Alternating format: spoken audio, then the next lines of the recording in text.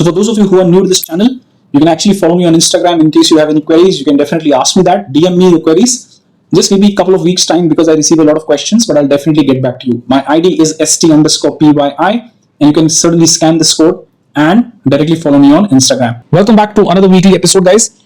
So based on what we discussed in the last week's episode about the cycle of bottom formation, I told you that we are somewhere here in the breadth damage phase where every day you are seeing stocks hitting new lows, a lot of corrective action is playing out in the broader market. I feel the panic selling phase is still remaining in the market, still pending. That may come about in this particular quarter or maybe next couple of quarters. That is something that is unknown. And then we need a potential trigger in the market. The trigger can be either something done by the government. We've already seen some measures coming up. The triggers can also be global in nature, maybe a sustained fall in dollar index, or maybe some money flowing out of China and coming back to India. That can also be a potential trigger. And that is what is the topic of today's video, which is you need to watch for what is going on in the Chinese market in sync with the dollar index and emerging market to understand why India is struggling so much and why our broader market, which is the small mid micro cap space, is unlikely to see a sustained strong trend over a period of time. In between, we will have periodic retracement, counter trend moves, mainly because we have corrected so much, but broad texture is not going to change that easily. So again, I'll post out series of charts. Here you will learn what the chart is about. So for example, this is Nifty ETF versus China ETF month to date performance. If you look at the relative outperformance of Chinese market is up 16%, India is down negative 1.63%. That's a relative outperformance of about 17%. This is month to date. You look at over 3 months, Chinese market is up about 14%, India is down about 2.2%. Again, roughly relative outperformance of about 15-16%. Quarter to date, Chinese market is about 15-14%. Indian market is down 3%. Again, relative outperformance is 17%. If you look at what is happening over the last 6 months, ever since Chinese markets suddenly started moving higher, Chinese markets are up 28%. Nifty is down about 6%. And guys, this is Nifty. Nifty small cap, mid cap, micro cap, those are down 20% for the year. So look at the relative outperformance that Chinese market is putting in currently. I'll come to some data points about this later. But this is proof of what is actually happening in the Chinese market and why Indian markets have been struggling. Yes, FIIs are the reason. It's also true that based on relative valuation, China was so inexpensive when you compare it with India that you're seeing potential outflows coming in. This is over 2 years. Now, this is an important point. So over 6 months, quarter to date, 3 months, even month to date, China has already started performing very well when compared to India. But look at what is happening over the next 2 years, that is last 2 years. There was a time when Chinese and Indian markets were roughly at the same level, but then from 2023 to something like 2024, Indian markets were up about 45%, China was down about negative 20, and then you saw this kind of outperformance coming in the market. So over 2 years, Indian market is down up about 28%, China is up about 11%. But this bridge that you see, the gap that is between the outperformance of India and China has started reducing a great deal if you see. So over 2 years now, we are at 28% versus 11%. Over 3 years, China is still negative 7%. We are up 32%. Over 5 years, we are up 89%, whereas China is down 7%. Now, why this data is important? This data is important because if you look at the last 10 years of what has happened, there are periods where the Chinese market has outperformed India by a huge margin. So this was a 2.5-3 year period. Again, you had a 2.5-3 year period post-COVID, and then India just took off. Maybe due to the reforms that were coming in, also because of a lot of things that were going wrong in the Chinese market.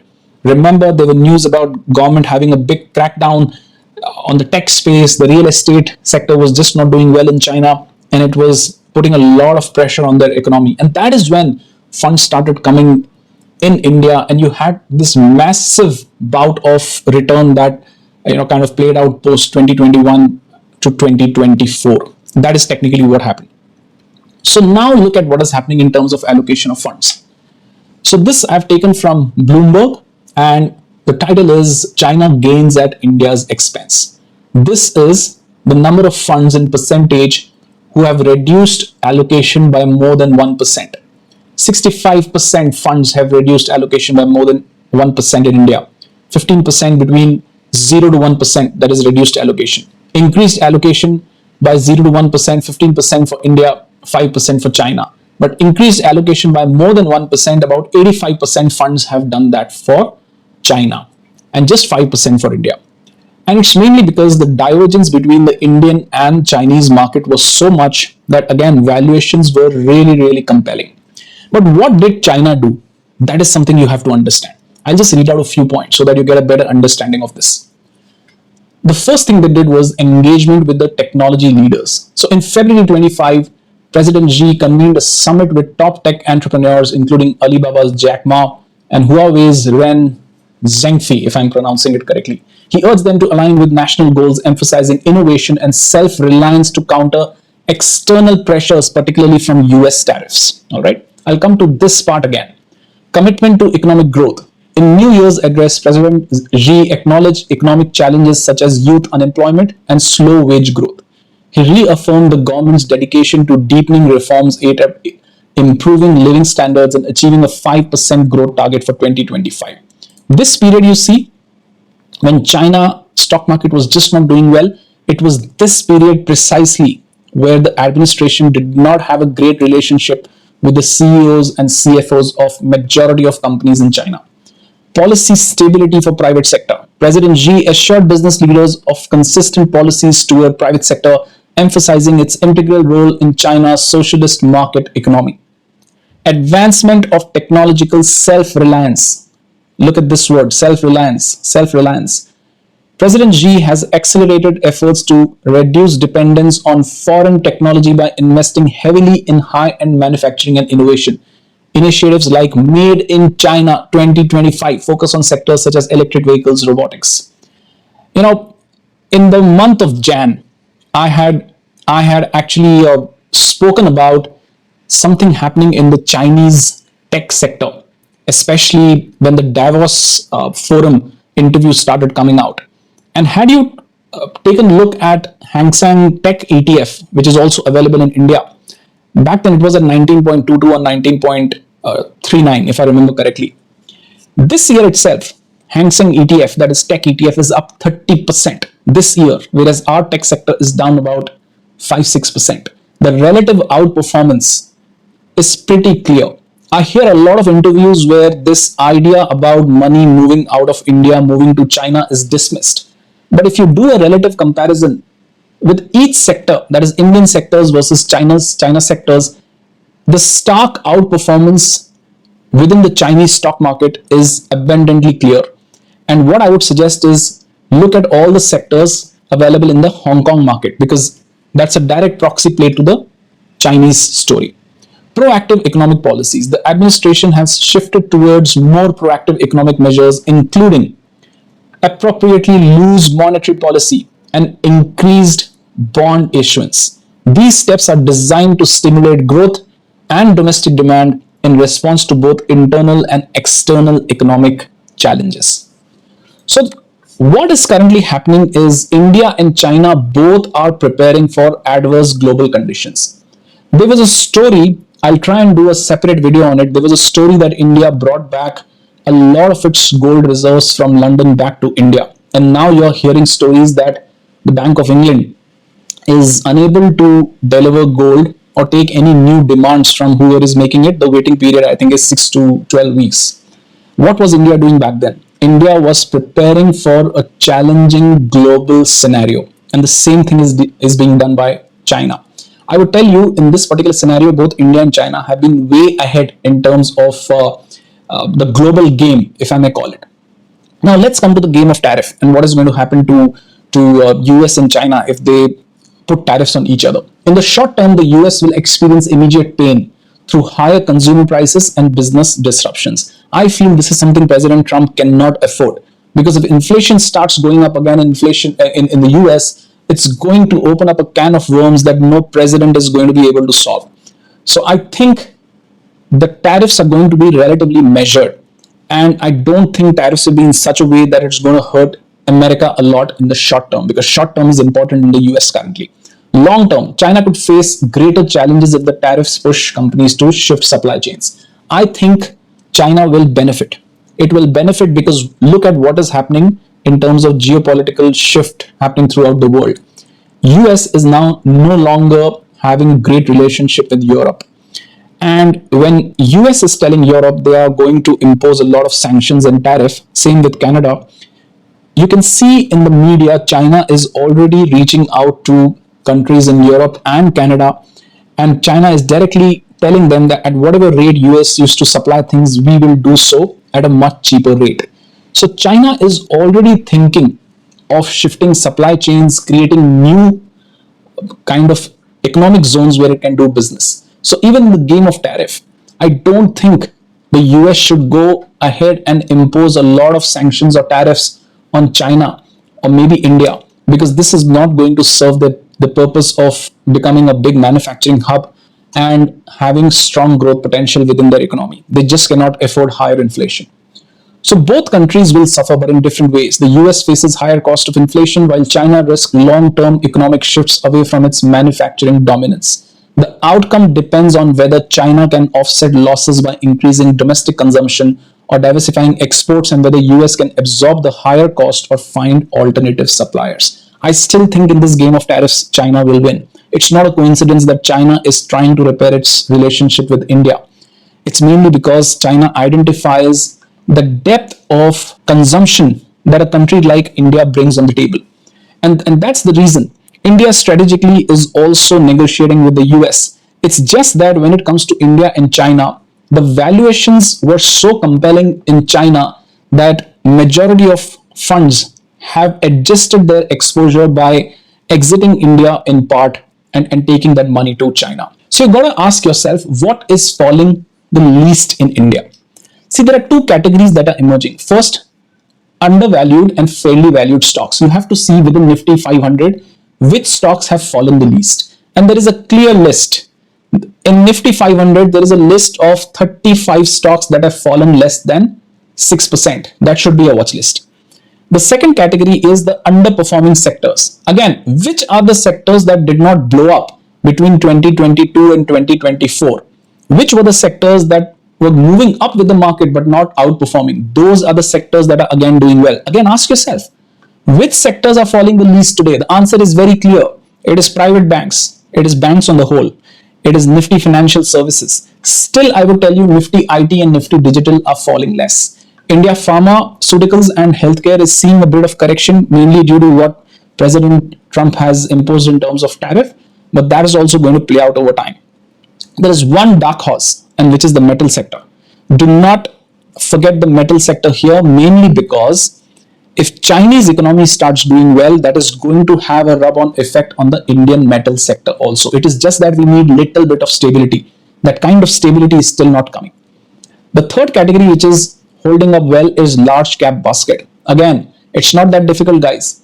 Figure out in the last 3-4 years through scanners or visual chart method which stocks within Nifty 50 or Nifty 100 have delivered limited return, where you have comfort of valuation, and more so that is forming such kind of structure. I'll come to this chart in a bit.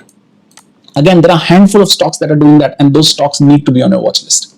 Now, what is at the bottom of pyramid that has fallen the most? That is small, mid, micro cap SME stocks. Average correction here is 25 to 45%, and I don't think this space is going to make a comeback so soon. In between, whenever Bank Nifty goes back to 52,000 or Nifty goes back to 24,000 or 23,800 or 24,800, I don't know what level, you will see small, mid, micro cap space also rallying. But I don't think a sustainable bull market kind of phase is again coming back to the small, mid, micro cap space so soon, despite of the fact that we have fallen 25 to 45%. Yes, there will be some stocks within this basket that may do well, but again, it will be difficult to identify those names. Whenever stock market goes through a period where people start losing money, where stocks start falling 5, 10, 15, 25, 30% in a period of 1 month, that space takes a lot of time to return back to where it was. Same goes for previous leadership. The stocks that took market higher between 2021 and 2024 are not going to make the comeback so soon. There are some newer sectors that are emerging. Try and find those sectors, and it is very easy See which sectors have fallen the least the month of October 2024 to today. So what is the global market landscape today? If you look at this black line that I've plotted, that's easily visible, the EPI, that is actually the Indian market ETF. And look at where the Chinese tech sector is, up 25%. It is yesterday's data. Today it was again up 4.5%. So it's up 30%. Brazil, the 16.64 is the Chinese ETF. Brazil is up 16%. Then if you look at FXI, FXI I think is another emerging market. I have the legend here so you can easily look at it. So look at S&P 500 up 5%, Nasdaq 6%. MSCI emerging market on back of China performance is 6.7%. You look at Brazil 16%. You look at Mexico 11%. Japan is up 3%. Hong Kong tech sector is up about 30%. Hong Kong ETF in general is up about 20 odd percent. Australia is up 6%. Germany is up 14%. It is only India. It is only India. Even Korea is up 14-15%. There was so much of turmoil, political turmoil in Korea that was going on a couple of months back. It's only India that is down 7%. And it is largely because, yes, our currency is depreciating. Yes, dollar index is posing a lot of problems. But because in the emerging market basket, our weightage was going up, a lot of people were bringing in money. And now because the corrective price action has started, there is a lot of outflow from India to China. Again, this is temporary. If you go and do a historical analysis, then outperformance of China vis-a-vis India lasts somewhere between 12 to 18 months. So if September is where the Indian market has started underperforming the Chinese market, it is actually August. August 2025 would be 1 year and August 2026 would be the second year of underperformance. So I don't expect, especially in the mid space, small mid micro cap space, a roaring bull market to return. This year, you are going to, have a combination of stocks that did not give returns earlier, plus stocks that are breaking out. That is the stocks that did not give you return plus are breaking out. And the way you need to go behind those stocks is slow and gradual accumulation. The reason being, because India is not attracting a lot of funds at this particular moment, every rally in our market is being sold into. And it is not that people are escaping this. Even I'm not escaping it. Every time I'm trying to take a trade in Nifty or Nifty Bank, I am taking losses. Every time I'm trying to shop in the small mid micro cap space, even though stocks have fallen 35-40%, I'm still taking losses. So this is a direct feedback that you get from the market, that this time is a time that will take a lot of money away from you if you're not careful. So you've got to have stocks and sectors that did not deliver a lot of returns earlier. You need to have those stocks and sectors in your watch list today. And if those stocks are attempting to break out, then have a slow, gradual accumulation approach. Don't look into the microcap SME space just yet. Don't look at stocks that are getting newly listed just yet, because it's going to take some time for those stocks and sectors to return. I remain bullish on Indian market. I remain bullish because, again, I'm a long-term player in Indian market. I'm bothered about the next 3 years. I'm not bothered about the next 3 months. But the next few months in Indian market are going to be challenging. Whether we have a sustainable rally in March, or we have it in June, or we have it in September, I don't know. But somewhere down the line, we are going to have a retracement on the upside, because the breadth damage, the first slide that I showed you at the start of the video, that is the last slide of the previous episode, we are somewhere between step 2 and step 3, and then we need the trigger. So that trigger is something I can update as and when I see it. That is, if I see it. Sometimes market just stage a V-shaped recovery. But for the time being, we remain in the stage between 0.2 and 0.3, where there is substantial breadth damage happening in the market. I mean, majority of stocks today in the small mid micro cap space are down 35-40% from where they were in the month of September, October. That is the kind of damage that is currently happening in the market. And when the tide turns against you in stock market, first stage is that the tide subsides. Then the next cycle starts. So we are not yet there. We are going to face a lot of challenge, mainly because of what China is doing. In this particular scenario, I would tell you, if global market starts correcting, then probably that is going to be a good thing for us, because currently there is a lot of outflow happening. Money is going back to the US, some bit of money is going back to China, because those markets are also doing well. Those markets have comfort of valuation. We don't have that yet. So if US markets start correcting, German market starts correcting, then probably we can get some bit of money, because by then we would have gone through price and time correction, and investors abroad would start thinking, now let's look at India. So that time is far away for us. That is what I can see. But in between, do not lose sight of this. Stocks that have not given much return in the last 2-3 years, plus stocks that are breaking out, slow accumulation only. All right. So if you have queries, do reach out to me on Instagram. And thank you all for being here. I truly appreciate. I generally don't open the comment section these days because I need some time off also. I'm doing all my best to put out updates for you every week, which is what you require. Don't go out and listen to content creators, interviewers, and stuff every day, every 15, 20, 30 minutes. That is not going to be of any use for you. Once a week, sit down, 45, 50 minutes, go through charts, you'll figure out what the market is doing. The more number of short-term opinions you hear, that is not good for your account. That is not good for your mental stability with respect to stock market also. All right. So I'll see you next week. Take care, be safe, and have a great weekend ahead.